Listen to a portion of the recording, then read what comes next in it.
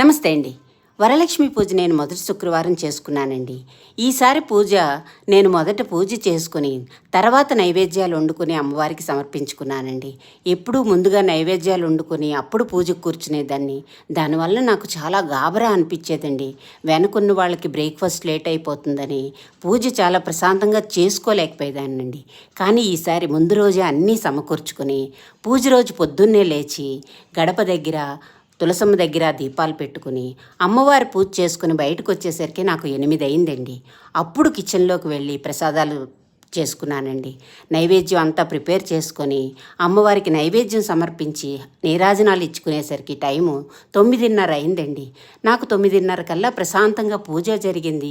నైవేద్యాలు వండుకొని అమ్మవారికి సమర్పించుకున్నాను.